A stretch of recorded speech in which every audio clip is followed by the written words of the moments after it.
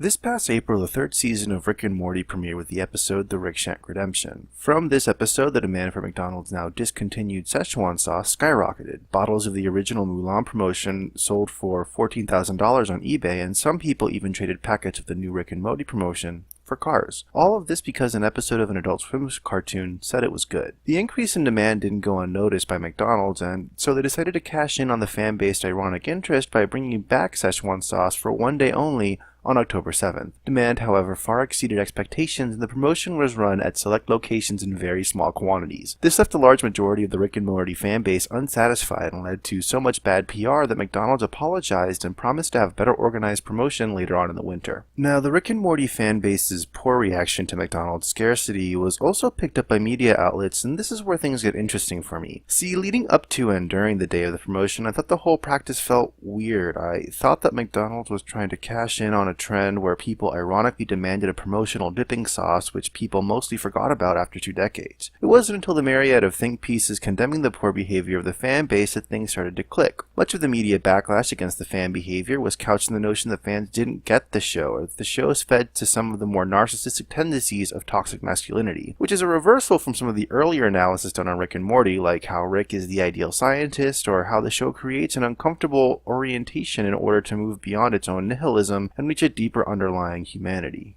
Suddenly, Rick and Morty wasn't just a show, it was a quasi-religious text, and its fan base shared a common piece of work even if it had competing interpretations. The McDonald's promotion provided an opportunity for a kind of Szechuan communion for the fan base where they could taste a part of the show and in some way be closer to Rick, even if it's just symbolically. However, McDonald's didn't treat Szechuan sauce like a special community event which they do for the McRib or holiday menu items, but like a limited collectible commodity. This put the Mulan McNugget sauce out of reach for many of the faithful who felt betrayed and exploited by the fast food chain. Of course, to call Rick and Morty faithful a religion or even a cult is to stretch the terms a little bit. The community is decentralized, and there are no ordained priests or gurus or similar figures who speak with any kind of authority on how to interpret the text. Rick and Morty does work as a kind of video Bible since it tries to communicate morals and worldviews through metaphor, but the showrunners are less like prophets and more like philosophers. Even so, this faithful is built around the shared experience of reading their show, and to ignore this kind of community formation is to hand-wave the importance that stories have in any kind of faith or philosophical formation. Now, I'll be honest, I've only ever watched the pilot and season 3 premiere of Rick and Morty, so I'm not able to contribute to the wider discussion of how Rick and Morty should be viewed as a piece of work. My perspective is entirely as a curious onlooker while the media pumps out editorial pieces both about the show and about its faithful. But this also raises other fandom questions, namely at what point does a fan community go from a collection of people with a shared interest to a kind of anarcho-faith? It's interesting to note that fan faiths could be seen as a response to the nihilism brought out by increased secularization and the simultaneous weakening of traditional religious institutions, but that's a huge discussion that goes beyond the scope of this video, and for now I want to end with the observation that some fan bases evolve beyond a simple collection of people with a shared interest, and more attention should be paid to this kind of community development.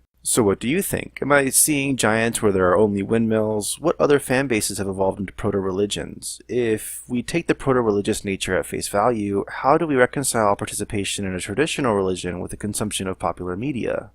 Leave a comment below, and thanks for watching.